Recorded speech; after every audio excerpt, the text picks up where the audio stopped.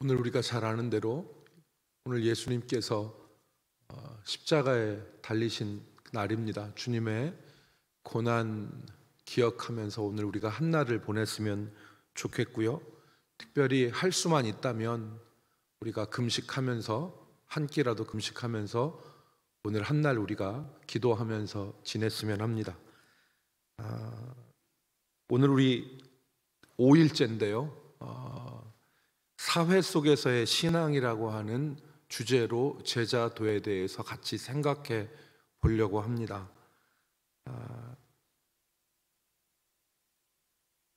오늘 본문을 먼저 살펴보겠는데, 본문 고린도전서 12장 12절로 26절 우리가 읽은 본문의 내용은 우리의 모든 지체는 한 몸을 이루고 그리고 서로 보충하여 영광을 함께 누린다. 이게 바울 사도가 비유한 내용의 핵심입니다. 모든 지체는 각각 따로따로 존재하는 것이 아니라 한 몸으로 존재하고, 이 지체들은 서로의 부족을 보충하여 한 몸으로서 영광과 고통을 함께 누리는 것이다. 이게 바울 사도가 오늘 비유한 것입니다. 그런데 이것을 바울 사도가 이야기하고자 한 것이 아니라, 이와 같이 하나님의 교회도 여러 지체로 구성되어 있지만 한 성령, 한 믿음 안에서 한 몸을 이루고 서로 돕고 서로 영광과 고통을 같이 나누는 공동체가 바로 교회다 하는 것을 지금 오늘 본문에서 말씀하고 있습니다. 오늘 이 말씀을 중심으로, 이 말씀을 토대로 오늘날 현대사회 속에서 우리의 신앙은 어떠한 의미를 갖는가, 이 주제에 대해서 우리 오늘 이 새벽에 같이 생각해 보겠습니다. 로안 윌리엄스는 우리의 신앙이 현대사회 속에서 사적 영역에 속한다, 그렇게 얘기했습니다. 사적 영역에 속한다. 우리가 신앙을 갖고 있는 것은 공적 영역에 속하는 것이 아니라 사적 영역에 속하고, 현대사회는 종교와 도덕적인 행위를 분리하는 사회다. 그러니까 이게 무슨 말이냐면, 우리가 가진 신앙을 공적인 영역에서, 그러니까 나라의 질서와 법을 이렇게 준수하고 따지는 데서 우리의 신앙을 공적으로 인정하지 않는다는 겁니다. 특히 기독교 신앙을 기반으로 하는 이 미국이나 영국 같은 사회에서도 신앙을 공적 영역에서 인정해 주지 않고 신앙은 사적 영역이다 라는 그러한 사회적 분위기가 이미 형성이 되어 있다는 거죠. 그리고 특별히 이 현대사회는 다른 무엇보다도 인권을 강조하고, 그래서 지금 우리나라 사회도 인권이 지금 대두가 되고 있지 않습니까? 그래서 인권이 대두가 되고 있는데, 외국에서 공부하고 온 사람들은 평등법에 대해서 거의 포기하다시피 하고, 왜냐하면 미국이나 영국 같은 사회가 이미 다 평등법이나 인권 이런 것들에 대해서 다 그냥 무너졌기 때문에 거기에 대해서 얘기하지 않아요. 아주 지극히 보수적이고 극단적이라고 하는 사람들조차까지도 이제 그런 상황에 있습니다. 그래서 현대사회는 그렇지만 많은 문제를 가지고 있다. 특별히 현대사회에서는 이 자원의 불평등한 분배, 그래서 여러분, 우리에게 귀에 쏙 들어오게 어떤 사람이 책을 하나 썼잖아요. 왜 세계 인구의 절반은 굶주리는가? 왜 세계 인구의 절반은, 우리는 잘 사는 나라들은 너무 많이 먹어서 지금 탈이잖아요. 그런데 세계 인구의 절반은 지금 굶주리고 있고, 아프리카에 있는 대다수의 사람들은 썩은 감자 하나를 가지고 하루를 살아야 되는 그러한 식량난의 부족에 있다.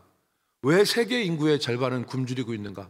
거기서 답은 하나예요. 뭐냐면 세계에 있는 거대한 식품 회사들이 이 자원이나 이런 것을 독점하기 때문에, 그래서 이 식량, 이 곡식의 이 단가를 높이기 위해서 식량을 쥐고 있고 분배하지 않기 때문에 세계 인구의 절반이 굶주린다. 이게 그 얘기 아닙니까?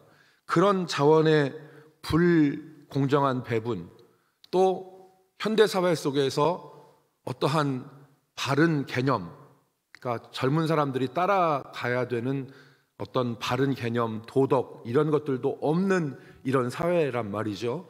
이런 사회 가운데서 우리의 신앙은 어떤 의미를 갖는가? 우리의 신앙이 단지 우리의 마음속에만 머무는 신앙인가? 오늘 우리가 성금요일이라고 우리가 지키고 예수 그리스도의 십자가 보혈을 생각하면서 있는데, 이 신앙이 단지 우리 가슴 속에만 있는 것인가? 우리의 마음 안에서만 이 신앙이 존재하는 것인가? 이것에 대해서 지금 이야기하는 것입니다. 그래서 우리의 신앙이 사적 영역에서의 신앙이 아니라 사회 속에서의 신앙. 결론에서도 말씀을 드리겠지만, 예수님께서 빛과 소금이라고 말씀하신, 예수님이 뭐라고 말씀하셨습니까? 너희는 빛과 소금이라고 말씀하시기 전에 그 앞에 형용사를 하나 붙였죠. 어디에 빛과 소금이다? 세상에. 너희는 세상의 빛이고 세상의 소금이다. 그러면 이 말씀대로 우리의 신앙이 우리 가슴 속에서 우리 한 개인의 내적인 어떠한 그 죄사함과 그리고 믿음에만 한정되는 것이 아니라, 우리의 신앙이 이 사회 가운데서 빛과 소금으로서 우리 신앙이 존재하기 위해서는 어떻게 해야 되는가 하는 부분을 고민하는 것입니다. 그래서 오늘 이 본문, 성경 본문을 통해서 두 가지를 우리가 생각할 수 있는데, 첫 번째 필요한 것이 그리스도교 신앙, 우리의 신앙이라는 것입니다.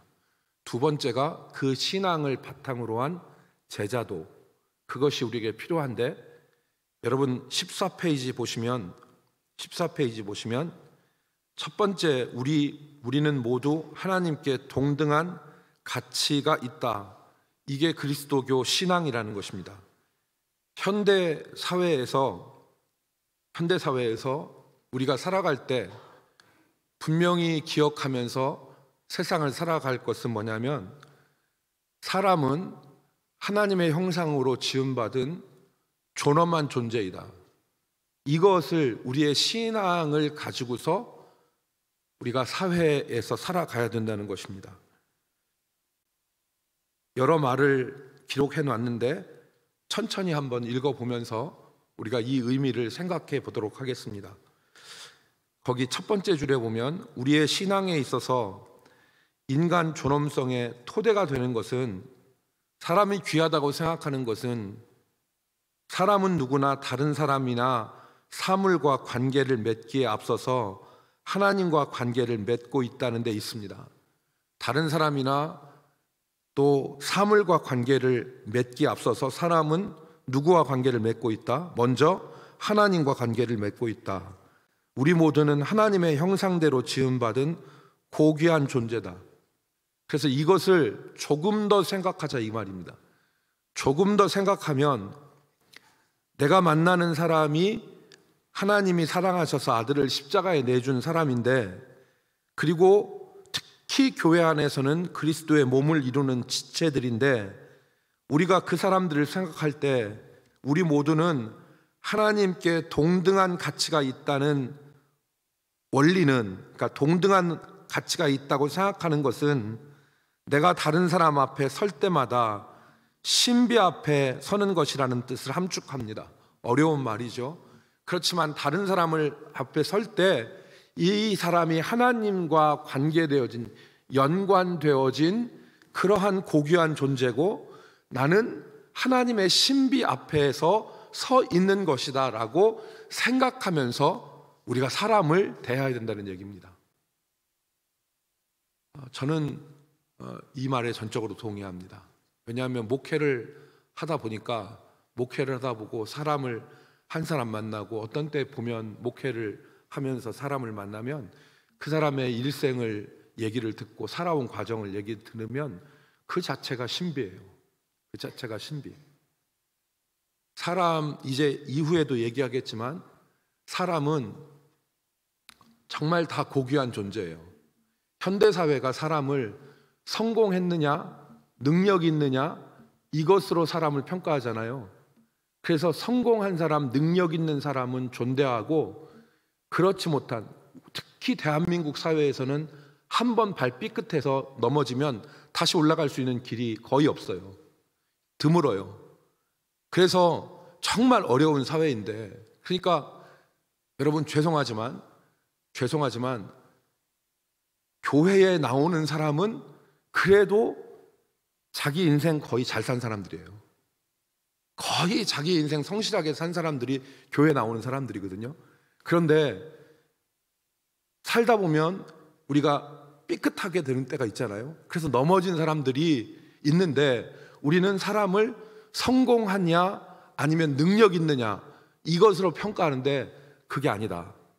사람은 우리가 사람과 사물과 관계 맺기 전에 먼저 하나님과 관계 맺는 신비한 존재가 바로 우리가 만나는 한 사람 한 사람이다 하는 생각을 우리가 가지고 살아야 된다는 것입니다. 이렇게 생각하면 교회 안에서 우리가 서로 성도들을 대하거나 사람을 대할 때 우리가 달리 대할 수 있습니다. 사람을 대할 때, 성도를 대할 때 그 저거, 우리가 저거라고는 하진 않아요.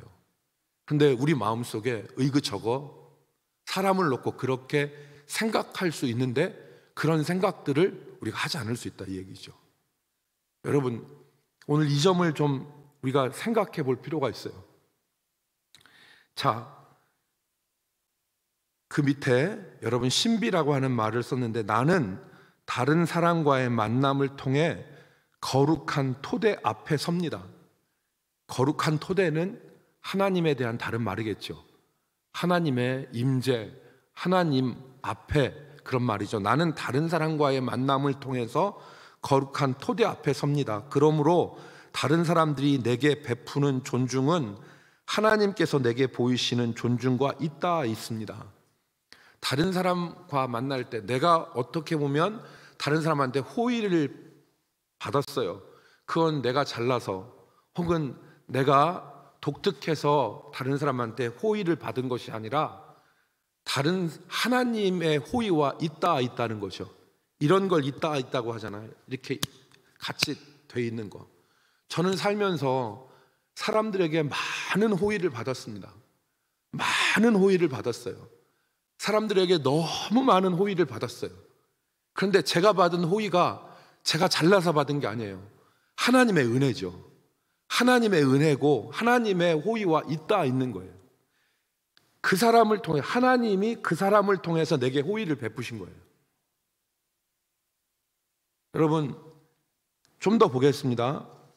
어려운 말이 계속 반복되는데, 우리가 다른 사람을 존중하면서 살아야 하는 것은 중요한 말이죠.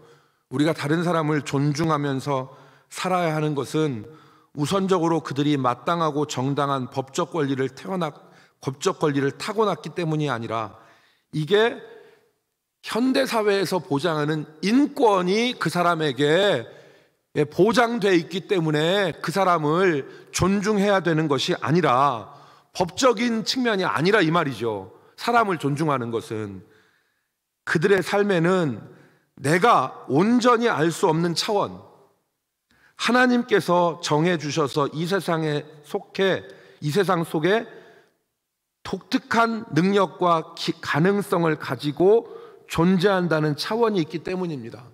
그 사람에게는 내가 온전히 알 수 없는 차원, 하나님의 신비가 그 사람의 삶에 있기 때문에 우리가 그 사람을 존중해야 된다. 존중해야 된다. 그래서 여러분, 그 두 번 똑같은 말이기 때문에 두 줄 밑으로 내려가서, 이 세상에 어떤 사람은 없다? 여분의 사람은 없다. 여분의 사람은 없다. 남아도는 잉여 인간, 다른 말로 하면 잉여 인간이라고 하죠. 잉여 인간. 저건 있어도 되고 없어도 되고 하는 그런 잉여 인간, 여분의 사람은 없습니다. 그리스도의 복음은 한 인간만큼 고귀하고 하나님의 형상을 닮은 존재는 없다고 선언합니다. 그래서 여러분, 그래서 그리스도인들이 소위 정신적으로 생산 능력이 없는 사람들을 귀하게 여기고, 우리 교회가 사랑부가 10주년이 됐는데 우리가 사랑부 지체들을 고귀하게 여기는 것은 무슨 이유 때문입니까? 그 아이들 20 몇 살 돼도 예배 온전히 못 드려요. 예배 온전히 못 드립니다. 예배 드릴 때 집중하지 못해요. 그런데 사랑부 학생보다 사랑부 교사들이 더 많아요. 근데 왜 달려들어서 그 아이들을 섬깁니까? 한 영혼이기 때문에 그런 거예요. 한 영혼이기 때문에. 어린 아이, 태어나지 않는 아이까지도 존중하는 이유는 생명이기 때문에 그런 거예요. 현대사회에서 결혼해서 배우자하고 자기 남편과 아내하고 일평생 그 사람하고만 쭉 가는 거는 현대사회에서는 어떻게 보면은 어리석은 일처럼 보일 수 있지만, 그리스도 신앙에서, 우리의 신앙에서 한 사람과 평생 가는 것은 그 사람과 관계 속에서 하나님이 내게 허락해 주시는 신비가 있기 때문에 그런 겁니다. 그래서 한 영혼이기 때문에. 그래서 오늘 우리가 세상을 살면서 기억해야 될 것은 맨 밑에 굵은 글씨를 우리가 같이 읽겠습니다. 이 원리는, 시작. 이 원리는 갈수록 조급해지고 많은 것을 요구하면서 과도한 업무와 스트레스를 낳는 문화의 기대치에 부응하지 못하는 사람들에게 존중과 관심을 베푸는 것을 포함합니다. 아멘. 얼마나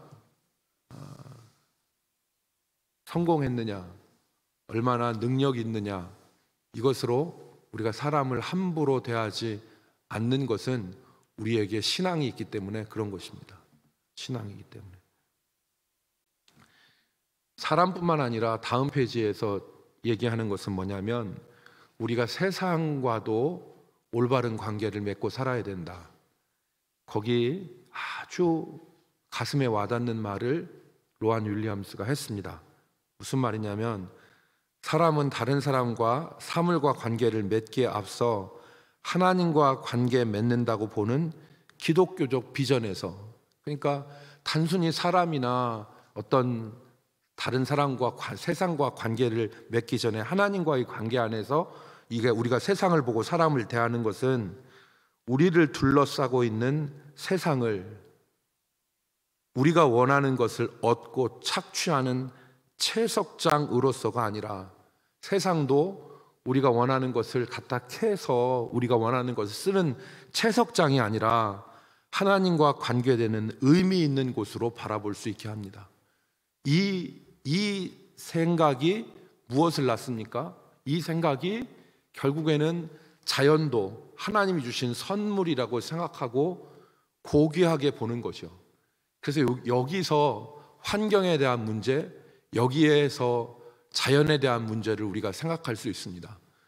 이전까지는 착취와 억압의 착취의 개념, 혹은 우리가 지배하고 군림하는 개념으로 자연을 우리가 대했다면, 오늘 하나님의 신비라고 하는 차원에서 자연을 볼 때 자연은 하나님의 선물입니다. 하나님의 선물. 그래서 그리스도인들이 이 자연을 훼손하는 것, 자연을 함부로 채굴하는 것, 착취하는 것, 이런 것에 우리가 반대하는 이유가 여기에 있는 것입니다. 두 번째는, 세상을 우리가 하나님과의 관계 속에 세상을 보는데, 두 번째 우리의 신앙이 우리 가슴 속에서만 머무르지 않을 수 있는 정말 중요한 것은 제자도입니다. 우리는 서로에게 의존하고 서로를 섬긴다. 이게 제자도죠. 서로에게 의존하고 서로를 섬긴다. 그래서 오늘 우리가 읽은 본문의 말씀이 사람들이 믿음으로 예수 그리스도와 관계를 맺을 때 모든 사람이 자유롭게 자신의 은사를 내어놓아 다른 사람들을 섬기는 공동체가 형성된다는 것을 오늘 우리가 본문에서 볼 수 있죠. 그래서 각 사람이 다 나누는 거예요. 섬기는 거예요. 그래서 여러분 거기 굵은 글씨를 보십시오. 이 공동체에서는 가장 미천한 사람이나 쓸모없는 사람이 은사와 목적을 지닌 존재로서 존엄성을 인정받을 뿐 아니라 누구나 다른 사람에게 베풀 수 있어서 나누어 주는 자로서의 존엄성을 누리고 중요한 사람이 될 수 있습니다. 그러니까 우리가 가진 것으로서 다른 사람을 섬길 때 우리는 서로 의존하고 서로 돕는 존재가 된다는 것이죠. 그래서 교회가 이 공동체로서의 기능을 잘 감당합니다. 여기 앉아있는 분 중에서 서울대학교 나온 분도 있고요, 여기 앉아 계신 분 중에서 초등학교 안 나오신 분들도 계실 수 있어요. 다 다양합니다. 그런데 교회는 그 모든 사람들이 하나님이 자신이 주신 달란트를 가지고 서로를 섬기는 거예요. 그래서 공동체가 서로 의존하고 서로 풍성한 공동체가 되는 것입니다.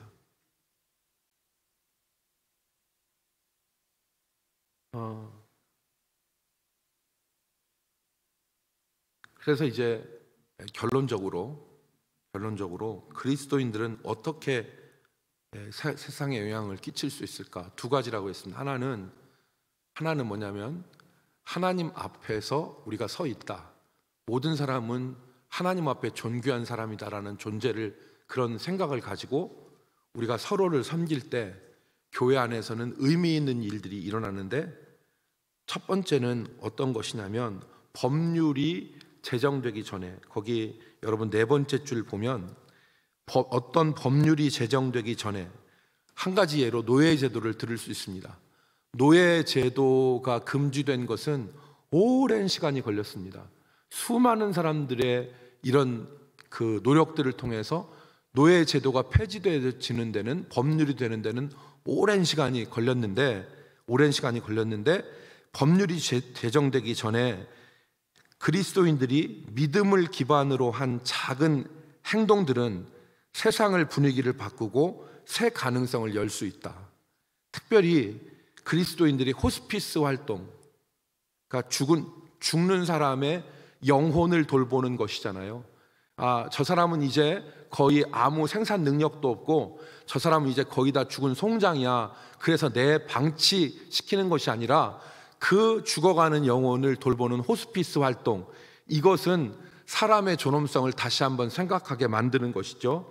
또 제가 전에 한번 얘기했던 공정무역이라고 하는 것은 우리가 어떤 물건을 만들고 물건을 무역하는데, 한 예를 들면 커피를 우리가 생산하는데, 커피를 생산하는 데 있어서 저 케냐나 이디오피아나 여기에 가면 아이들이 커피 농장에서 커피를 따는데 이 아이들이 하루 종일 일하고도 $1를 못 받아요. 그러면 이 아이들이 노동에 착취를 당하는데, 그렇게 아이들을 착취하고 노동에 대해서 불공정한 모습으로 만든 제품들 우리 안 사겠다. 우리는 그것보다 조금 더 비싸도 바른 정당한 대우를 하고 바른 대우를 해서 만들어진 제품을 우리는 구매하겠다. 이게 공정무역이잖아요. 그런 운동, 그리고 영국에서 벌어진 교도소 안에 있는 시설을 정말 니네는 죄인이니까 똥통에 굴러도 상관없어 라고 방치하는 것이 아니라 죄를 지은 사람이라도 기본적인 권리를 보장해 주는 열악한 환경의, 교도소의 열악한 환경을 개선하는 일, 이런 일들은 법으로 제정되기 전에 그리스도인들이 기독교 신앙과 제자도를 가지고서 움직일 때 사회가 변화되어지는 놀라운 역사들을 이루어갈 수 있다는 것이죠. 그래서 어제 우리가 뭐라고 했습니까? 어제 우리가 같이 거룩함이라고 하는 것을 나눌 때 두 가지를 강조했죠. 첫 번째, 어떻게 거룩함을 할 수 있냐면 첫 번째는 바라보기였습니다. 두 번째는 뭐라고 했습니까? 탐구하기라고 그랬습니다. 그러니까 오늘 우리가 예수님을 바라보고 주님이 원하시는 것이 무엇일까? 그거를 주님을 바라보고 그리고 이 세상을 어떻게 주님이 원하시는 방향으로 할 수 있을까 탐구하는 것. 성경에 나오는 한 가지 예를 들겠습니다. 안디옥 교회에서는 안디옥 교회 여러분 아시죠? 안디옥 교회? 안디옥 교회에서는 유대인에게만 복음을 전했어요. 그 당시에 복음은 유대인에게만 전했잖아요. 그러니까 스데반의 박해로 인해서 안디옥과 구브로와 베니게와 많은 데로 흩어졌단 말이에요. 그런데 그때 안디옥에서는 복음을 누구한테 전했냐면은 유대인에게만 복음을 전했어요. 그런데 안디옥에서 있던 무명의 그리스도인 제자들이 하나님을 바라보니까 그리고 자기가 사는 세상을 바라보니까 복음이 유대인에게만 전해져서는 안 될 것 같다라는 생각을 했어요. 그러니까 안디옥에 있는 그리스도인들이 어떻게 했습니까? 유대인에게만 아니라 헬라인에게도 복음을 전했는데 성경에 보니까 주의 손이 그들과 함께 하셔서 수많은 사람들이 예수 믿는 역사가 일어났어요. 여러분, 우리가 지금 이번 주간에 나누는 이야기들이 낯선 얘기일 수 있거든요. 그런데 우리가 언제까지 예수 그리스도의 피, 구속의 은혜, 죄사함 여기에만 머물러 있겠냐는 거예요. 우리의 신앙이 사적 영역이 아니라 공적 영역으로 되어져야 되는데 오늘 하나님이 주신 우리의 믿음, 모든 사람은 존귀한 사람이다. 그리고 우리는 제자로서 이 세상을 섬겨야 된다. 이 생각을 가지고 우리가 우리의 사는 세상들을 바라봐서 우리의 신앙이 우리의 가슴 속에만 머무는 것이 아니라 우리 사회 속에서 빛과 소금의 역할을 하는 공적 신앙의 신앙 영역으로 올라갈 수 있기를 우리가 힘써야 되겠습니다. 그러기 위해서 어제 말씀드린 대로 우리가 주님을 바라보기, 두 번째는 이 세상을 탐구하기, 이 것들을 기억하면서 우리의 남은 신앙들을 세워갈 수 있기를 주의 이름으로 축복합니다. 기도하겠습니다. 아버지 하나님, 오늘 우리 모두에게 새로운 도전과 새로운 시각을 허락하여 주셔서 예수 그리스도의 보혈의 은혜와 공로가 우리의 가슴과 우리의 머리에만 머무는 것이 아니라 세상의 빛과 소금으로서 역할할 수 있는 귀한 발전이 있게 하여 주시고 성장이 있게 하여 주옵소서. 오늘 우리 모든 성도들의 믿음이 새로워지고 주님을 따라가는 귀한 믿음 되기를 소원하며 예수 그리스도의 이름으로 기도 올리옵나이다.